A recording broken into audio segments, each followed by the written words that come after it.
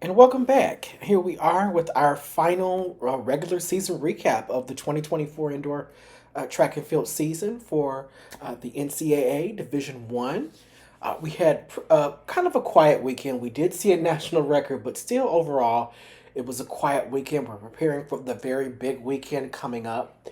We have championship weekend or conference championship weekend, and we have some exciting marks and times that are going to be set and some great competition. It should be a smorgasbord of track and field for us next weekend. And so for all of us who are really into the sport, stay glued to your televisions and your laptops and your phones for the constant updates that we're going to see.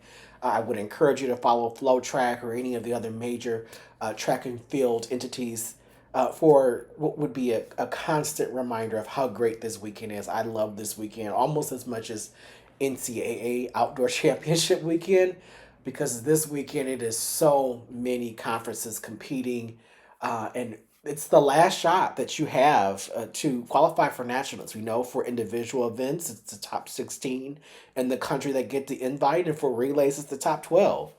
Um, it's a pretty tough deal. So either you can make it or you can, and if you think you're secure, this weekend will tell you that you're not. There will be previews set up on this channel. I've done that before on my blog, tracknerd2.blogspot.com. I will, as I have been, link the videos there as well. But there will be 5 previews coming from this specific YouTube channel, and foreseeing any catastrophe like just happened a couple weeks ago with a loss of a family member of mine. I'm expecting to be able to do this, but I do want to warn I will not put out a video until we have heat sheets. The reason being is because in the past I've done these previews, and turns out there's a good 10 to 20% of those athletes that don't even compete in the event that I'm doing a preview on. So until I see the actual heat sheet to know who's competing and what, we will not do a preview, but there will be previews here. We'll be doing a preview video for hopefully for the Big Ten, the Big 12, the SEC, the ACC, and the MAC. I can only do 5 conferences.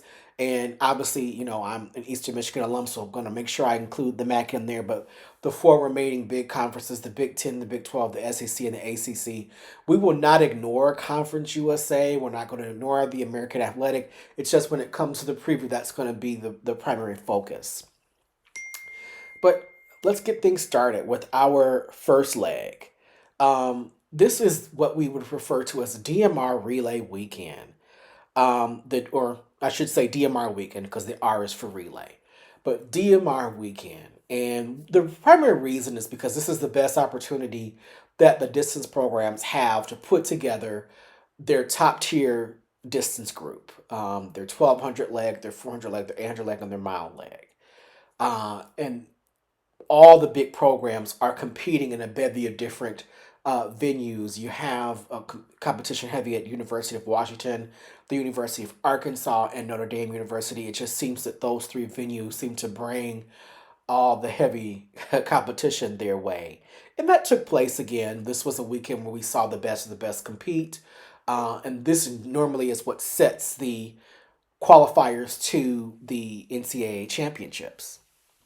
So I want to get things started off on the women's side with the Washington women. It's back-to-back years that they have broken the NCAA record in this event, and they were no slouches this year again against a really strong field on their home track. They had BYU and Providence, bearing down on them, and they walked away with a 10:43:39, an outstanding, outstanding mark.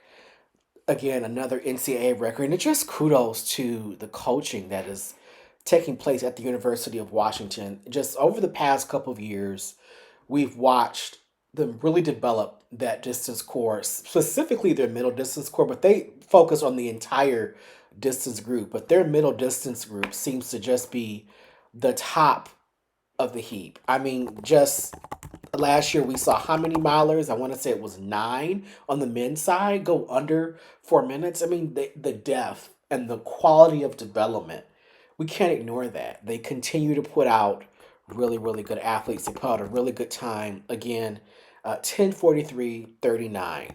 And you can't ignore that. And although they don't have an NCAA leader in any of the distance events, they put together a pretty solid group again to put up an NCAA record time.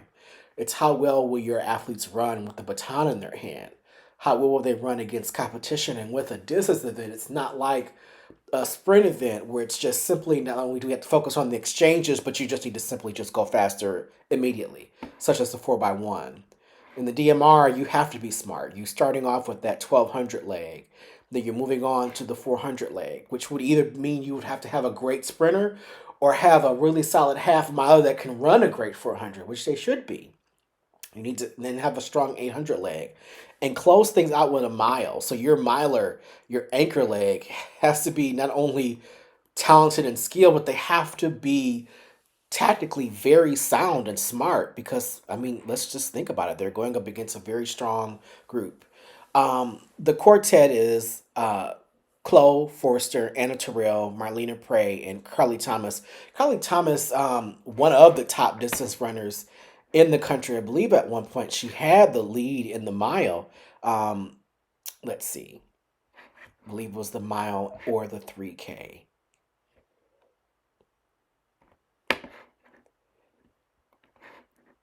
And we're seeing her be near the top in the mile. I think she's going to be and near the top in the 800. She's number two, excuse me. Um, but I think this is going to be a really special group come the indoor championships because they're going to go up against a very strong Oregon team. And I just think that with the quality of this field of DMR athletes for the women's side, I mean the top 12 are 1052 and under in low 52, 1052. Florida did not compete this weekend, and I don't know if that cost them because they went from being the number three team in the NCAA to all the way down to 11, and that means they had better hope that nobody at the SEC champ or any conference championship puts together their strong leg to make a final push to qualify. But 10:43:39, and excuse me, I'm going to check. I said it was at Washington, it was at Boston University. And then Providence 10:44:07, and in that same race, BYU 10:44:67, and Stanford 10:47:03. I mean, there's a total of seven teams that have gone under 10:48. This is just going to be a fantastic race. This will be the first time that we get to see Oregon go up against Washington. Unfortunately, there's no conference championship in the Pac-12, and the Pac-12 does it in this year. But this will be an opportunity to see what Oregon does when pushed by Washington. They went from being the number one team to the number 17 in the nation. There's so many talented groups. The biggest surprise, and although it shouldn't be, but it just is that there was no Virginia Tech did not qualify, and that NC State did not, get in the top 12. There's still another week. They could still push it at, the conference championships, but do they want to? The beautiful thing about being Virginia or Virginia Tech is that you're in the ACC along with NC State, who's 17, who's although they're listed 17th, they're really 16th in the nation. 10:55. That's an incredibly fast time. We can expect for those three teams to really give us potentially a strong show at the ACC championships and may make a final push for one of the final spots. And that would put Harvard, who's at 12, in Florida, and in Boston College on notice. Boston College is right now currently number two in the ACC because you can't forget Notre Dame is going to be there.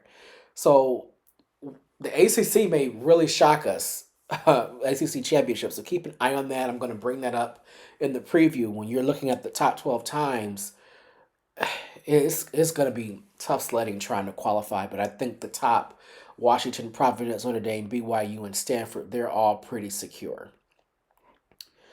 And then moving to the men's side, let's just also talk about Northern Arizona. 9:17:43.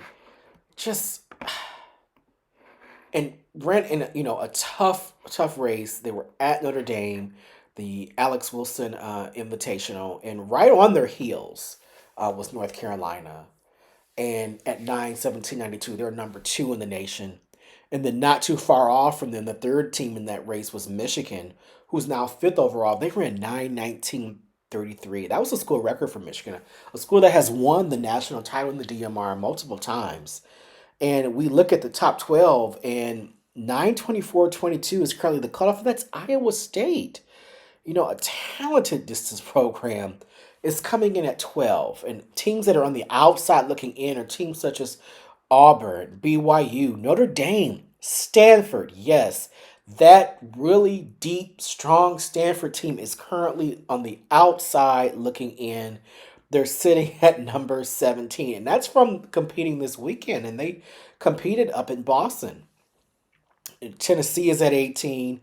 New Mexico is all the way down at 19, and Duke is 20. Ole Miss, a consistent, powerhouse of great DMR teams, 21. And we'll see what they can do come SEC championship time this weekend. Will they put together another strong group to try to fight their way into the top 12, or will they just leave things be because they're all the way down at 21, and they ran a 9:29, which is a pretty strong time. But I just can't see Ole Miss not at least trying. But that should tell you just how deep this group is. Six teams under 920. Northern Arizona, North Carolina, Washington, Virginia, Michigan, Oklahoma State. Those are the six teams under 920. Whew. You know, this is going to be a very tough race, just like the women's side.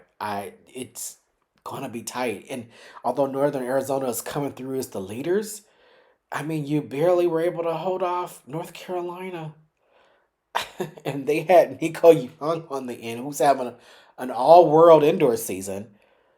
Just what a race that we're going to be treated to in a couple weeks. And, we don't know if this is going to be the final 12 because we still have conference championship weekend. And we know that more often than not, the focus of the coaches is we need to have as many points as possible. So distance runners aren't going to just be running one event. They may be running two or three events, in some cases four, which, that's rough on a distance body. But it's going to be a very interesting weekend. I cannot see Ole Miss not at least attempting to try to sneak in.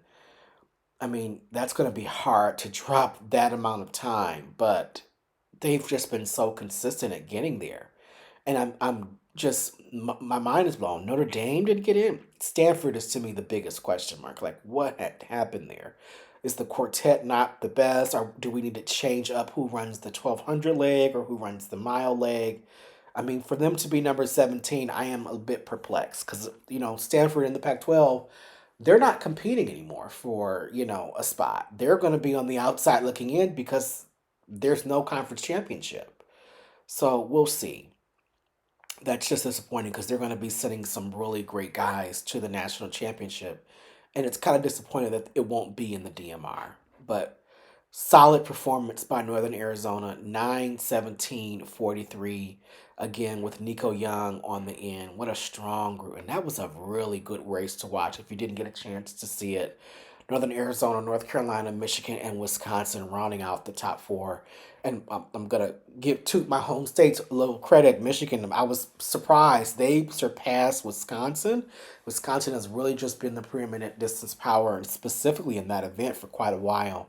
But Wisconsin was no slouch. 9:21:07 is no time to sleep at. They're eighth in the nation right now. So more to come, later this season. But what great races we're looking forward to happening in a couple weeks at the indoor championships. Now, shifting gears to our second leg, we'll look at the hurdles. No major sprint times were ran this weekend, but hurdles did take place. And it seems that because there was no conference championship for many of the West Coast teams, a lot of those programs sent their athletes, especially their American athletes, to the USATF, indoor championships to potentially make the world team. And we have two athletes that we may not even see at the indoor championships. We may, and it's remains up in the air. But first, we'll talk about Jasmine Jones, the new leader in the 60-meter hurdles, 7.78.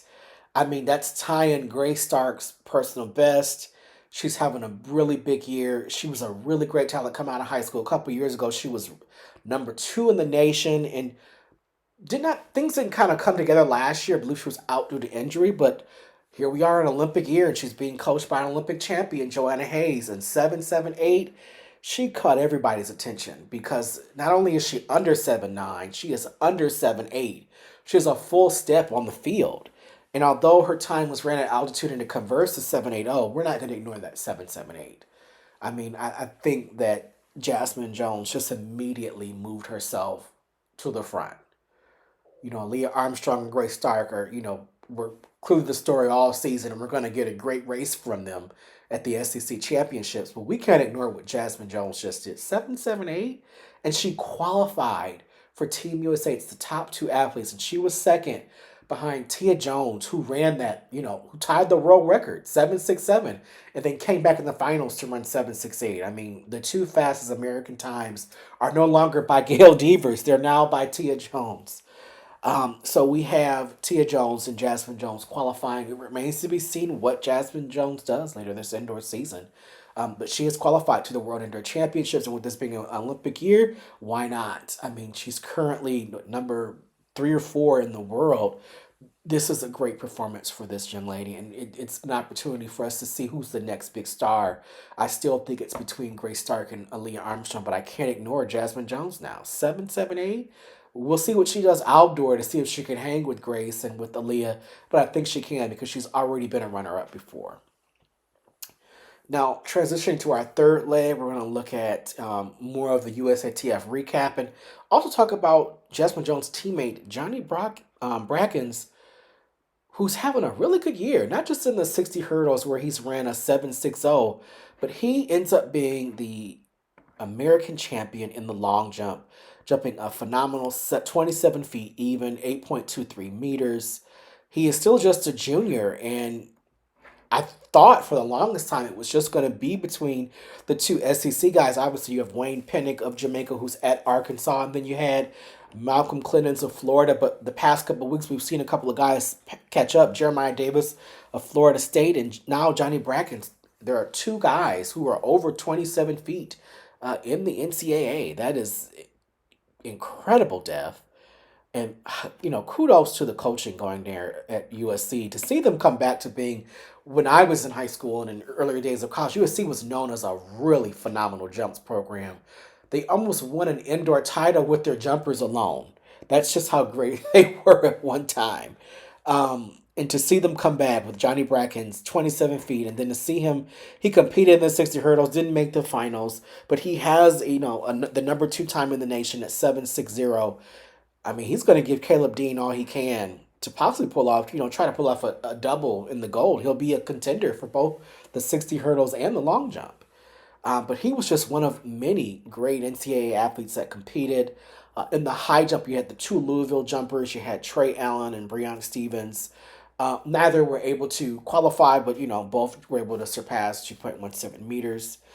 In the weight throw, you had two guys from Manhattan, Alexander Christeller and Anthony Harrelson. Christeller finished sixth overall, 21.63 meters, but did not qualify. On the men's triple jump, you had Jonathan Sims of Arizona, 15.40 meters, finished fourth overall, almost qualified. Watching, I said, oh, he's got an outside chance. He might make it because, the triple jump is really, really tough to make for Team USA. But kudos to him. 54, excuse me. Let's pull up his mark. I apologize. It was 15.40 meters. You just can't ignore that. That is a pretty solid jump for him to finish fourth overall. I think things are going to go well for him better outdoors than indoors, but, you know, being at Arizona, which is not, one of the traditional great jumping powers, but that's just that's just a mark that you can't ignore, over 15 feet, but also recognize it is not one of the top 16. So he'll probably need to compete again to possibly, make the NCAA meet. But we'll give him credit for finishing fourth overall as a collegiate on the big stage. Then we move to the shot put on the women's side. We're looking at Katie Fair of Northern Iowa, who finished fifth overall. Rebecca Green of New Mexico State, who finished ninth. And not only was Johnny Brackens competing in the hurdles, but there was also a young man from Samford, SAM, as in Mary, Titus Moore. He finished 13th. He ran 7.85 in the semis, did not qualify to the finals. In the women's long jump, Genia Bosco of Arizona finished 10th, 6.20 meters. Men's shot put, Zach Landa, Arizona, 10th in 18.63 meters, and Jeffrey Klein of Maryland, 7th overall, 19.48 meters in the shot put. In the women's weight throw of Maryland, Chioma Njoku, 6th overall, 20.15 meters. And Samira Moody of Southern Cal, 7.27 in the 60-meter dash, making the final, finishing 6th overall. And Kiera Lagwin Brown of Texas A&M Commerce, 7th overall, 7.30.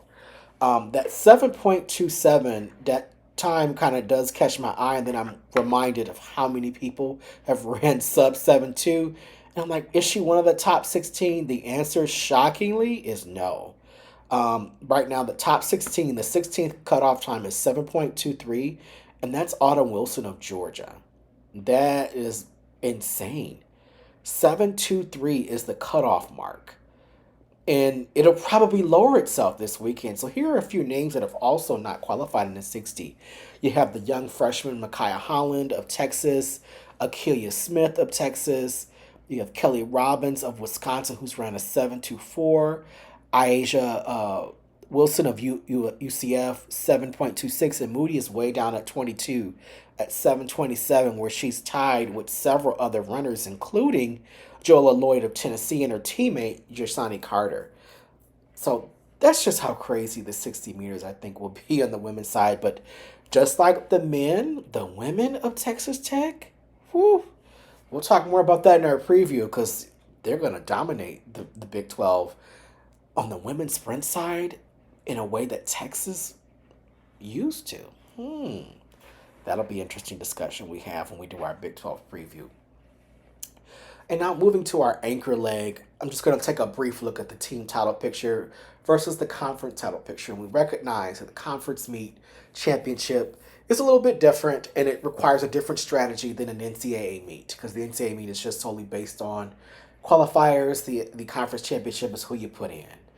And at the conference meet, you're going to see coaches take a little more risks.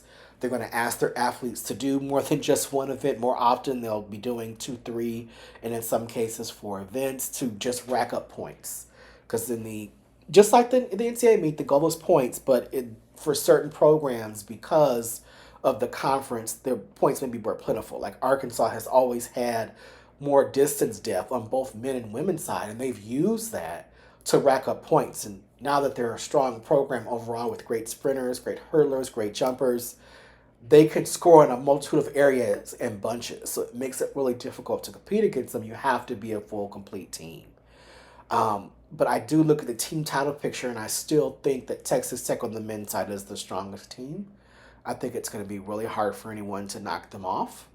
I think, Arkansas has a very good team, but not on the level of Texas Tech. I think it really is Texas Tech and everybody else. And on the women's side, I think it's between 2 teams. I think you have the University of Florida, and then you have Arkansas. I think that is the battle. Florida has a lot of areas where they can score. I think in order for them to really give themselves a chance to compete, they have to put together a solid 4x4 time. They're kind of qualified, but they're in the lower ranks, and I think they're going to want to be in the upper ranks. So we're still waiting to see what Kayla Davis does in the 400, and we're looking to see Ramia Elliott lower that time, and Layla Owens also. It'll be a lot of eyes on that group. They do not have a lot of 400-meter depth in comparison to Arkansas. As we are aware, they're about 8 to 9 strong, and Arkansas may qualify 5 or 6 women in the SEC final. That's going to be an interesting discussion that we have when we do our SEC preview. Just how deep is Arkansas? Because it really does look like they're going to really be a hard team to beat at the NCAA championships, because Florida can score in other areas that they don't. It'll be interesting to see. All right, well, that is our recap for the week. Again, it was short and sweet. We did have a more quiet weekend, more focus on the DMR, and Jasmine Jones and Johnny Brackens of USC really lightened things up. So, as always, please like, share, comment. Your feedback is really desired. What would you like to see here as channel is again focusing on college track and field? What would you like to see more of? And any comments that you provide, any feedback, whether positive or negative, is received. I want this channel to improve and to grow. I have my first video over 100 views. I know for me that is a small celebration. So I want to, thank you. And I'm hoping to be one of those people that gets to the 1,000 views and then the tens of thousands. And maybe one day we could talk about millions. I'm just putting that out there. But I do want this channel to grow, and I want our community to continue to have a place to thrive and to share with one another. So provide your feedback, like, and share, and I will see you all later this week with one of those 5 previews. Thanks, guys.